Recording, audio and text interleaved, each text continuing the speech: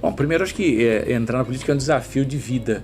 Quer dizer, eu tenho, desde a minha época universitária, eu já fazia parte do movimento estudantil, tive um avô que foi prefeito de uma cidade pequena em Minas Gerais, tem um pouco isso dentro do sangue familiar. Mas é o maior prazer de você fazer política é poder fazer grandes transformações através daquilo que você pensa e acredita. Se a política mudou, mudou muito. Eu acho que ela mudou no aspecto ético, ela mudou na valorização da gestão. Quer dizer, hoje você já não pode agir de forma irresponsável com as contas públicas. Então, a austeridade é uma coisa que está na pauta das pessoas. E a comunicação, com o advento das redes sociais, desse mundo mais plano na forma de comunicação, a interatividade entre serviço público e a sociedade hoje é muito maior.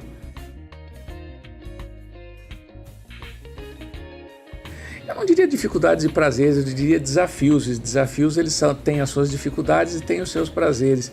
Eu acho que quando você entra na vida pública, pega uma cidade como Itu, um orçamento de quase 800 milhões de reais ao ano, uma série de dificuldades, uma série de desgovernos anteriores, as dificuldades acabam também se revertendo no prazer quando são resolvidas. Eu gosto, eu tenho um prazer muito grande de poder ver a minha cidade sendo transformada de forma significativa nesse curto espaço de tempo de governo.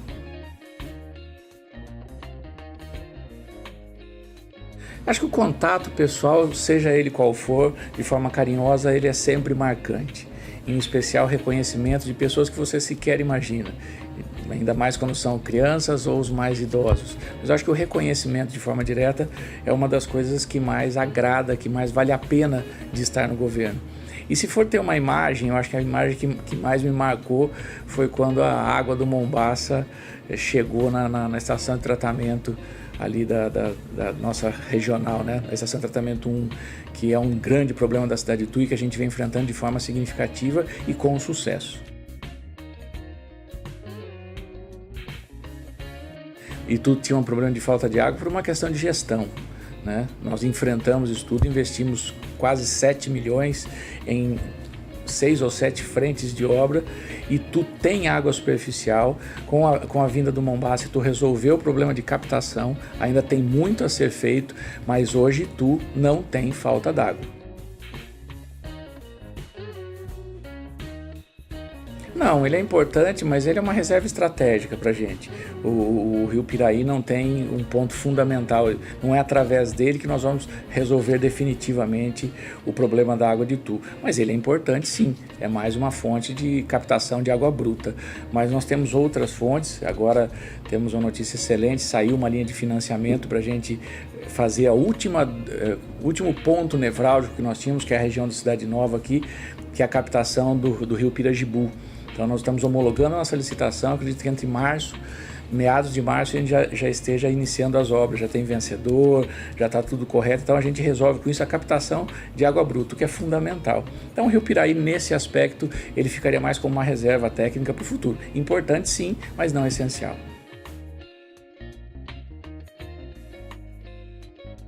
E tu sempre, de alguma maneira, sofreu com a falta de água, mas a tragédia da falta de água de Itu foi baseada num erro absurdo das gestões anteriores, quando fizeram uma terceirização quase que criminosa. Então, o grande culpado do estigma da cidade de Itu foram os 2 governos anteriores que sucederam. Não que antes não existisse, mas o erro maior foi essa terceirização criminosa, assim eu digo.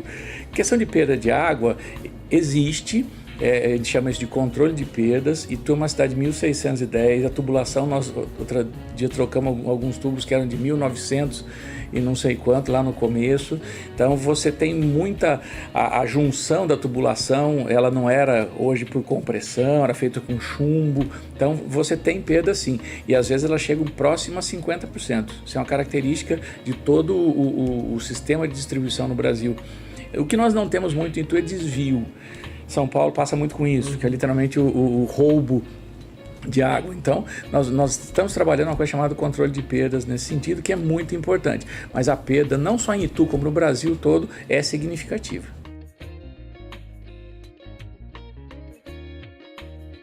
Olha, acho que reeleição é um processo quase que de referendo.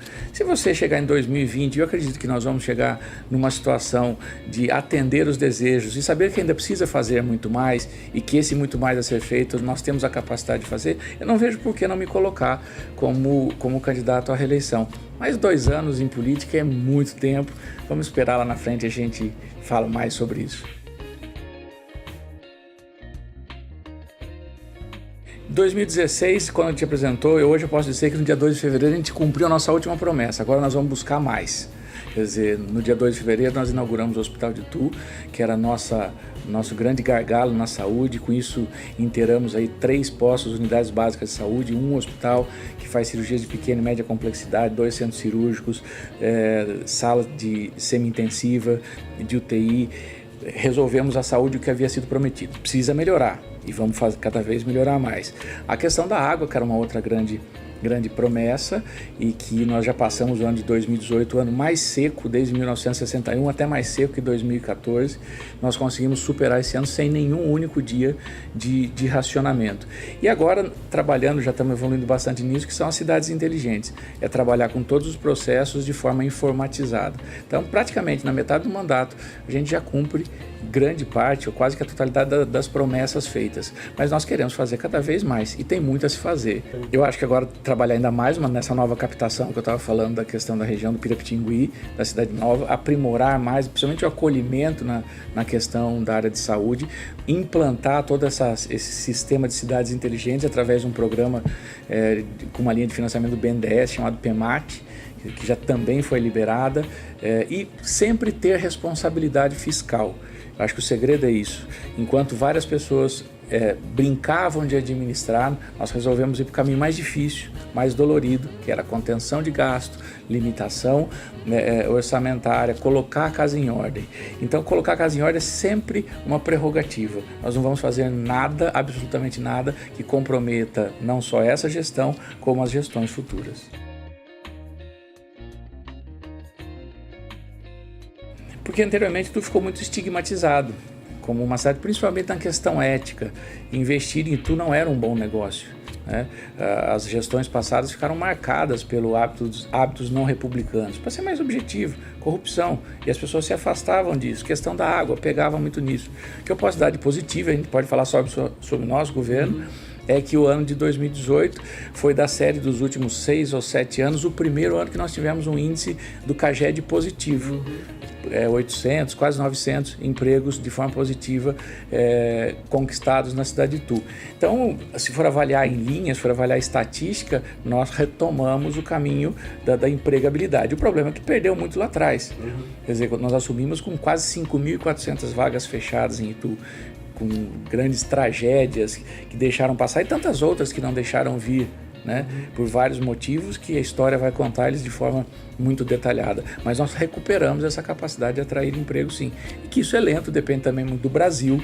O Brasil precisa retomar o seu desenvolvimento, eu torço para que isso aconteça, mas nós estamos preparados para seguir essa curva ascendente.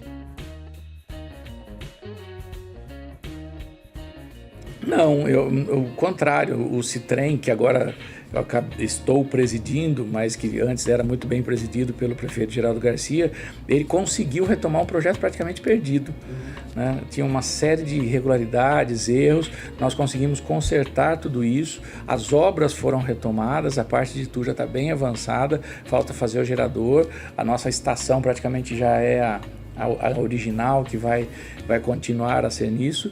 Eu sou muito otimista que a gente termine ainda este ano o trem republicano, que vai ser um incremento de turismo fabuloso. É um grande projeto. Turismo é o segundo maior empregador do mundo. E a gente não consegue medir especificamente o que é o turismo, porque o Brasil não divide. Por exemplo, um restaurante que em algumas contas europeias entra como turismo, em Itu entra como serviço. Esses são índices brasileiros, mas se for avaliar friamente, o turismo é o segundo maior empregador, com uma facilidade. É o que a gente chama de emprego na veia, direto. A indústria ela é importantíssima, mas hoje a indústria ela cada vez mais ela reduz a empregabilidade com o aumento da tecnologia. Então a indústria é fundamental, eu sou plenamente favorável e trabalhamos muito para que a indústria venha. Mas hoje você entra numa indústria, você vê 20, 30 pessoas, porque a tecnologia vem criando um desemprego industrial estrutural. Esses empregos não vão ser retomados, ainda que as indústrias tragam renda, e isso também é fundamental. Mas os grandes empregadores hoje são o serviço e turismo. Então, quer dizer, o turismo é um ponto fundamental, até porque a empregabilidade é direta. A indústria precisa esperar construir, fazer, contratar. O turismo não. Tem uma atração aqui, tem um fluxo maior turista, no dia seguinte, aquele local, aquele restaurante, precisa contratar mais 2 ou 3 empregados. Então, o turismo é muito importante. Eu acho que é uma cidade que a gente tem muito carinho, que você me falou, hoje Itu e Salto literalmente não tem nenhuma distância. Hoje a nossa rodovia da Convenção é quase que uma avenida, para não dizer uma avenida. E é um povo muito acolhedor, se misturam até gente que mora lá e trabalha aqui e vice-versa. Esse estigma que tinha de rivalidade ficou lá nos tempos do futebol, agora eu acho que isso não existe. Tem algumas brincadeiras que são sempre saudáveis, mas eu tenho a dizer que acho Salto uma cidade que tem o mesmo potencial de desenvolvimento de Itu. E eu acho que tem que sempre trabalhar junto. Então eu tenho uma estima muito grande pelo prefeito de Salto, até porque ele nos permite, sem entrar em nenhuma questão interna, que não me diz respeito, mas ele permite um livre diálogo para que as cidades possam crescer junto. O exemplo mais claro é a questão do trem republicano.